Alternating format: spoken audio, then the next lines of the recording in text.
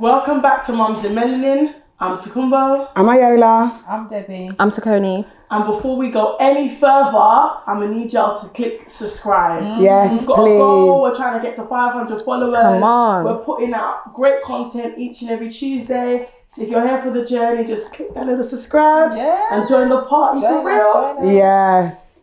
So today we're talking about transitions. We're talking about children going to primary school and children going off to secondary school. So it's going to be a good one. Yeah. Debs, what are your thoughts? Okay, so I've transitioned on both sides.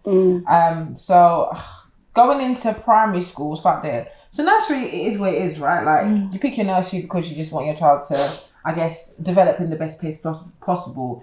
But I don't know, like there wasn't, my requirements for nursery were more so like location and representation and things like that. But going into primary school where they're actually going to start learning, I had different requirements. So for me, things like their uniform policy was important to me, simply because I need there to be some sort of structure in sense of like everybody looks the same and there's a standard. Do you know what I mean? Because in the wider world, you may not wear uniform per se, but you have to look presentable when you're going to work. So it just kind of instills that from early. That was number one for me. Number two, diversity was important.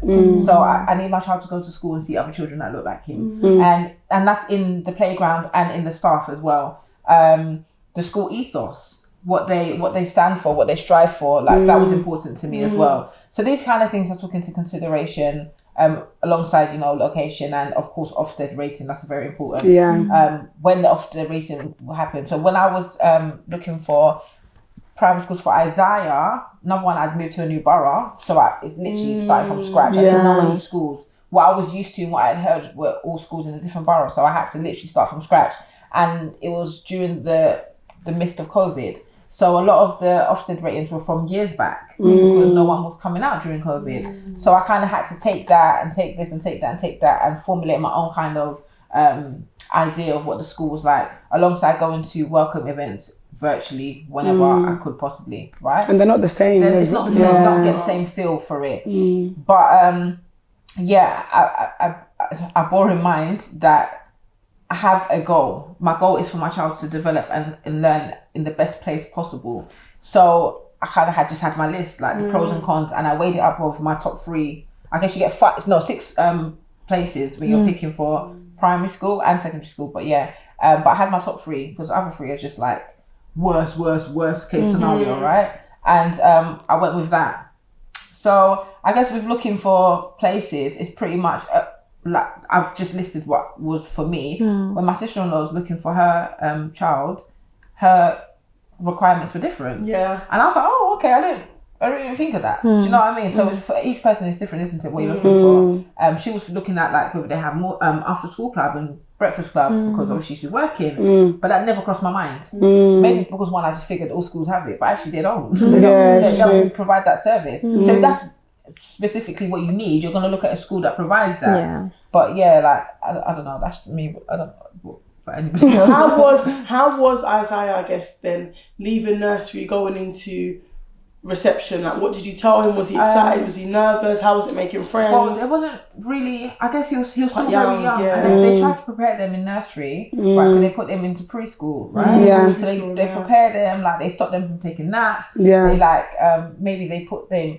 where they would have like carpet time. They're more at tables and stuff. In school, you're not on the carpet as much. But I would just tell them, you're going to big school now. Like you're a big boy. There's certain things that you need to do. Like things like, I don't know, going to the toilet. If you need to go to the toilet, you make sure you wash your hands properly, because as much as they'll still guide them, it's not more the same. independent. You know what I mean? So those are the kind of conversations I would have with him. Just about, paying attention, listening, you're a big boy now. If somebody says something, you answer, in this way, etc., etc. Just kind of giving him little tips to let him know that, okay, there's a difference between what you're doing now to what's going to happen next. And of course, with the schools, they're quite good. They give you the taste today. So we went for like a teddy bears picnic at the school. So those, I guess it was COVID as well. So there's only like 6 other people. But, you get to know your teacher, the environment you're going to be in. And then it gives you another opportunity to gas and be like, oh my gosh, you see your class, blah, blah, blah. So things like that are quite nice.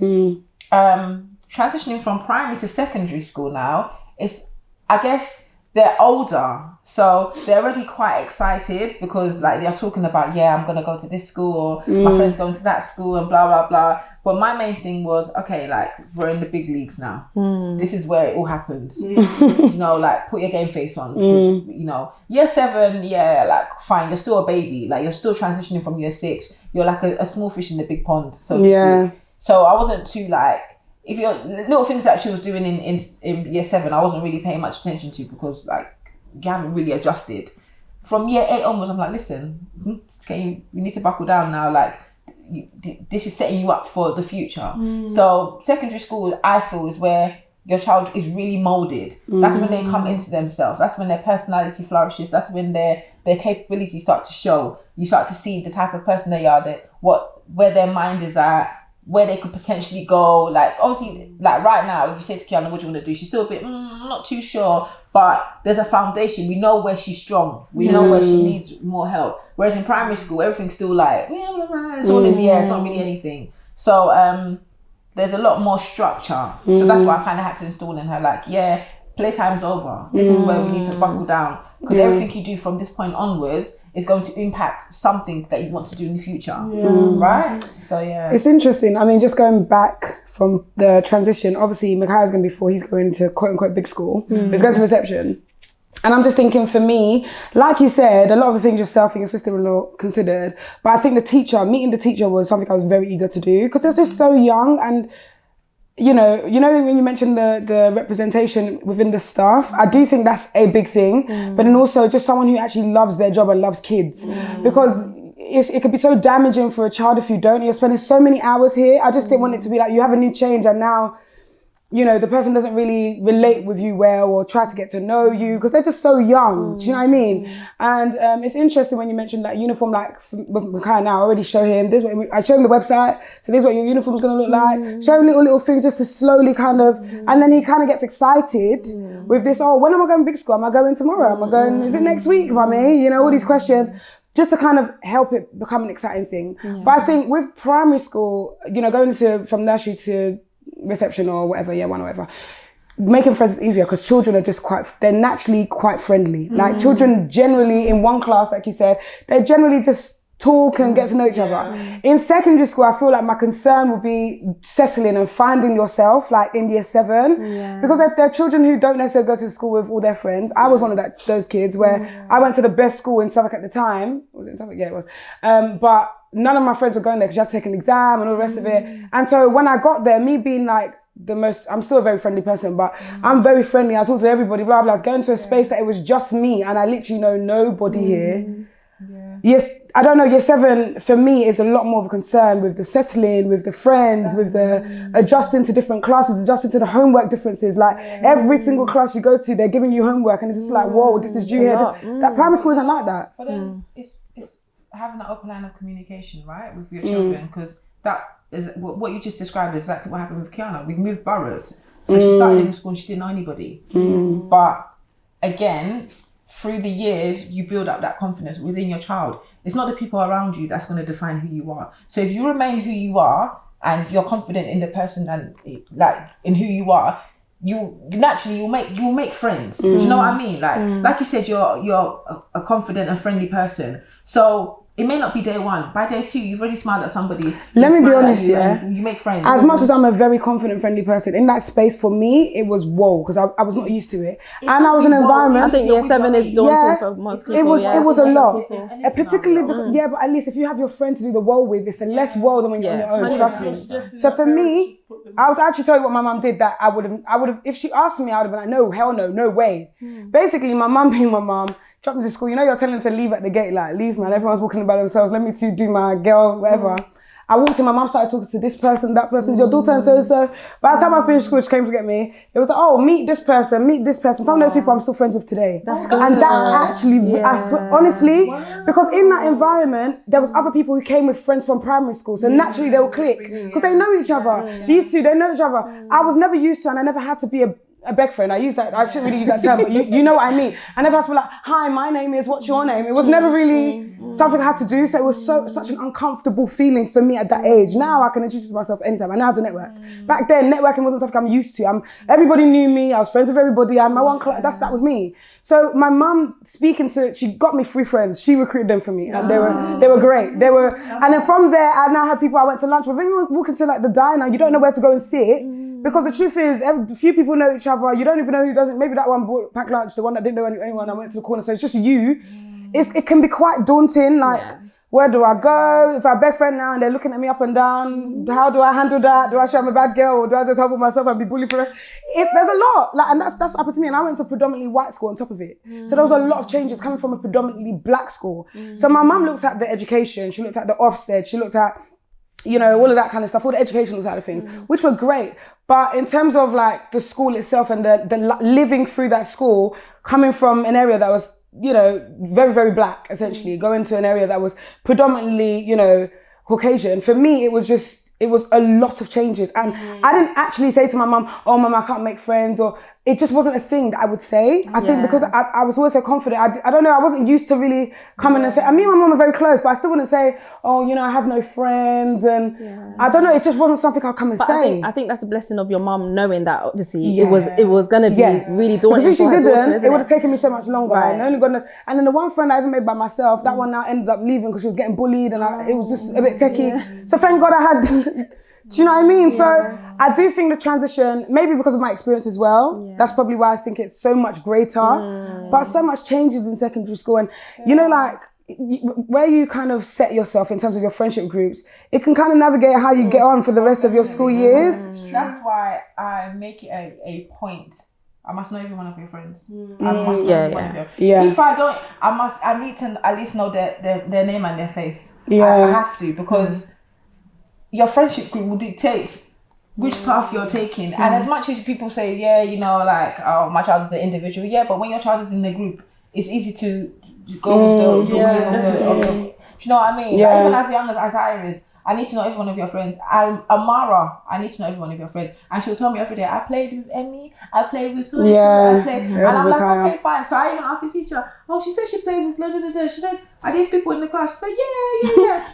Miss Investigator. I told her to point out every one of them. I said, that's important. It is important. Do you know what? Like, that's the life away from you that you need to know. How can I help you if I don't know? And I think it shows a lot about your child as well. You start to know their personality. So like Sienna, she's like kind of like popular girl in her class. So she's with the clique that the girls that are a bit more, the cool girls. And you can tell that that's like her personality. That's kind of like the way she's going. But back to transitioning. When Sienna went to a different nursery to the school that she started reception. Okay. And she settled quite well, only because not only because, but one of the factors is because one of the parents I knew from work. Yeah. So her child, they play together. Yeah. That child now left the school, but Sienna obviously formed her friendship group with this other child or whatever. But Azariah, I felt like would cope better if she was in the nursery the nursery of the school that she'll now go to. So now Azariah goes to the same nursery at the school Sienna is in, and she's going to progress into a reception. And I feel like that makes it a bit easier because you know people. Like, obviously not all the children that in this nursery will go off to reception, but at least maybe one or two. Yeah, there's some familiar faces. Right. Yeah. And for Sienna, she did well. She coped well, but I just thought, I don't know, something about Azariah being in the same school was something that was kind of important for me. So when it comes down to her secondary school, for example, do you think you'll be quite particular in making sure she goes to a school that maybe one of her friends are going to? I might consider it in terms of I'll be interested to know where everyone else is going to. And that will impact your choice though. Yeah. It might partly. With Sienna. If the school's not great, then she's not going. The school won't be terrible. But let's say there's a best school and an average school. But the average school's fine. It's just not outstanding. If she can go, and there's an outstanding school that she will go to by herself, would you send her to the good school? I'll send her to the outstanding school. Okay. It's funny that you say that because I feel that was a choice my mum made, and it was a great choice looking at it now, but. It took a lot of her kind of helping me, and she didn't even, I didn't ask for it, but because thank God she's quite an involved mother, it helped me. Do you know because if not, I would have I would have struggled. Yeah, that's the truth. I think I say this obviously now, but it depends on how Sienna gets on. Obviously, she's in year 3, so it depends on how she gets on going into year 6 and what secondary school looks like. But if I feel like she would actually benefit from going to a good school that all her friends are at, not necessarily at outstanding school, I might just send her to the good school, because part of me believes that, you know, a child will do well wherever they are. It doesn't mean that you go to outstanding school and you will be good there. Subject to the environment, but So again, my mum. Because a brilliant child is a brilliant child. That's all. Yeah, my mum sent me to the best school in the borough. I didn't want to go. Like, all my friends were going to another school. Like, I really wanted to go there. I think about it. I wanted to go there. And then this school had like an interview. And on the day of the interview, she was like, listen, if you sabotage this interview, you know, like, and that was the first time when I sat in that interview. The first time I felt myself sweat. I literally felt the drop. I don't know whatever. Like, I felt the drop from my armpit down to my. I was so nervous. But I did the interview. Now I'm happy that please my mum, I got into the school, and none of my friends from secondary school went there. I wasn't a happy bunny. Like, you know what I mean? I made friends, but it just didn't feel the same. Like, it just didn't feel so much so that my actual friends, every day they pick me up from school, they'd be at some of my school games, because on the way home, do you know what I mean? But so much so that everybody in my school knows my friends, do you know what I mean? Because they were there every day, because I don't know, I made friends, it just wasn't the same. It's not the same. It isn't. It does take years. And I think I agree with that. Real friends. And I think it might impact in the way the child even. No, it took years. I think it might impact in the way the child even does at school. Like, just because they're like alone, or like they might not do well at that brilliant school. But being around with people that are familiar, it makes an impact. Obviously, if you're going through any type of situation, knowing that you have friends you already know and you can go and talk to them, it makes challenges easier. Than if it's just you. Like, you know, secondary school, a fight can start randomly. Someone could just start hating on you randomly. At least your crew, you know this crew from year 1. You look left and right that the friend I recruited last week, is she really with me, or is she just, you know what I mean? It's that sense of security, I suppose. And me as a confident child, I know, and obviously yourself as well, I know how long it took me to adjust. My mum really helped me. Like, those are my friends, like I said, they're my friends. But if I didn't have them, even being confident, it possibly could have changed my confidence. I may not be the confident person I am today. I was a very shy child. So when I went to secondary school, I didn't go with friends as well. I guess my mum sent me to a good school, like what she thought was a good school, girls' school, you know, uniform, strict Catholic school. And I mean, I didn't struggle to make friends, because to be fair, I'm one of those people, I'm very, very comfortable in my own, I'm not lonely, like I'm very fine. But one of the older girls, maybe, I don't know what year she was in, maybe like 2 years above or something, she came up to me and was like, oh, like, let me introduce you to my friend. And this girl's my best friend now, Liz. The girl brought Liz to me and was like, no. The girl brought Liz to me and was like, oh, you guys like meet my, like, she knew Liz. So she was like, oh, meet my friend, like, oh, meet my, like, whatever, younger sister or whatever. And then we're friends till now. And that was the only person that I clicked with, like, proper from beginning. Exactly. That's all you need. Because, you know, funny enough, as I progressed into secondary school, I made it like a point of duty of mine. Any child I saw that was alone, I would find them a friend. And that's what I kept doing. Literally, like, I won't mention some people because they're quite known and whatever. But anyways, there was someone in particular who's quite known, but she came to the school on her own. She didn't know anybody. And I was like, oh, do you know what? Meet so-and-so's little sister. You guys should chill. Because all you need is that one person and you relax a little bit. And then you could progress from that point onwards. And the funny thing is, she was actually in my class as well. So it was like, oh, what? You guys are in the same class? Like, why are you friends? But this is why I'd wonder, from my point of view, based on what you said, that with Azariah, why you'd still consider putting her in the best school if she had no friends. No, but they'll make friends. I feel like sometimes you go through it. Exactly. Okay, would you be that parent to help her make friends, basically? What your mum did was amazing. Yeah, I think that's why I would have amazing. I never would have thought it, and I didn't do that with Kiana. I never thought, because in my head I just felt like I know the child that I have. She'll adjust. But at the same time, at one point where I felt like she wouldn't, then I may have intervened. Exactly. This is it. At least let me see how it's going to work, because in life, no one's going to be there to always hold your hand. Fair. Your mom's not always going to be there to go and introduce you to somebody. You're going to start a new job. You're going to be in spaces on your own. I think there's a skill that is learned from being in a new environment. But at the same time, if I thought Azariah or Sienna was struggling making friends, even after like maybe the first 2 days, like, you have those conversations, innit? I will maybe intervene and make friends with the parents. Did you make any friends? Yeah. Who did you speak to? Okay, don't worry. Who do you sit next to? I just give it a week to let them see. No, you give it time, 100%. But I'm not going to lie, what my mum did, I will 100%. From day one, I would do it. That's amazing. It saved me even having to go through it. It was amazing. But you know, a child, sorry babe, sorry. You know, a child, when your mum's at the gate, you're just thinking, Mum, go home. No one else's kid is here. So in my mind, it was just like, doing the most. But she honestly, like, now I know how much of a blessing it is for me. And you're right, I wouldn't not think of the school anymore because the truth is, that school was a blessing for me. Like, someone else where I know what I would have been doing and they would have been up to no good. That's a fact. Well done to the fact that mum's not best. Yeah. But I think also in primary school, you know, in primary school, mums are all friends. They know each other. They talk. In secondary school, because you're going alone on the bus or the train, it's not the same. So I do think with my kids, I'll make the effort. Like, to actually connect with other mums in the country. So why not? But even if they have to be friends before they can connect. No, they're strangers. How are you going to connect with the other parents? My mum didn't know them. My mum didn't know them. It was just high. The first day of school. Literally, first, second, she kept coming for the first week. As they go on, because bearing in mind the friends you have in year 7, you may not still have in year 9. Okay. So going through, like, when you know your child has their solid friendship group, like now I know Kiana's friendship group, right? I have each of their parents' numbers, right? So if anything was to happen, I know who I'm calling, I know who I'm speaking to, I have a rapport with them. Do you know what I'm saying? But in year 7, there's names from year 7 that, where's this person gone now? They don't speak anymore. So I don't have a relationship with that parent. I don't know that parent. Do you know what I mean? But I think for me, I'll make an effort in year 7 to get to make that relationship. Exactly. And then even if they are to change their group, then those are my core ones to know. How are you going to do that? Because like you said, the child goes to school by themselves. Where are you seeing that parent? No, the first few days you can drop them. So what my mum did, first few days she was dropping me. Let me tell you that auntie, she was at my wedding. This is my friend's mum. They're still close. They speak more than me and my friend today. But it doesn't. You don't even have to speak that much. It could just be like, oh, let's just swap numbers just in case of anything. Do you know, like if I met you and I felt like me and you could vibe, and then I said to you, oh Debbie, do you know what? Yeah, my daughter's come to the school. You'd understand my concern. I don't have to speak to you every day, but I'm like, how's it going? It's just building that small relationship. It's fine. But just in the case that you need to, at least you have that something. You have someone there. Now I'm thinking, my mum wasn't friends with anybody. Because again, I went to the school alone. So there was no one. Like, do you know what I mean? There was. See why I say that? Because my mum, like, obviously being my best friend, like, my mum had to become friends with her mum because our children are always together.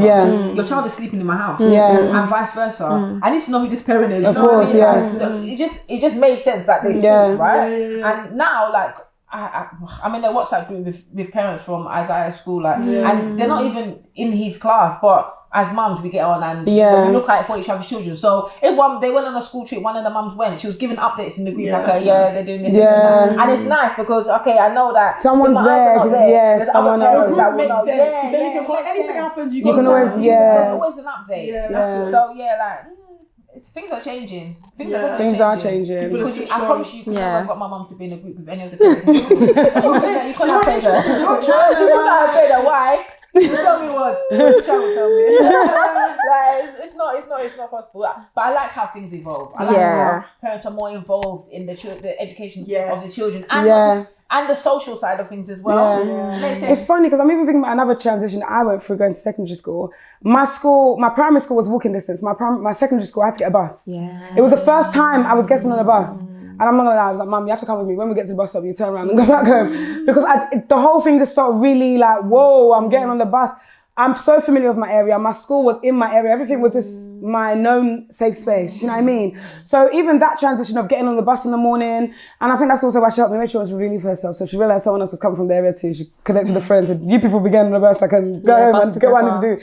But there are quite a few transitions depending on where your child's located, where the school is, you know what I mean, like the area of the school, the rest of it. There are quite a lot of changes, and I think depending on your child, you'll know which decisions to and not to make. And also, I always come back to it. Communication and knowing your child is important. 100%. You need to know the child you have to be able to communicate effectively with them, give them the best start in whatever part of life they're at. That's just the beginning and end of it, in my book anyway. 100%. Thanks so much for tuning into today's videos. Once again, don't forget to subscribe. We're trying to get to 500. Yes. And we'll see you next time. Bye. Bye.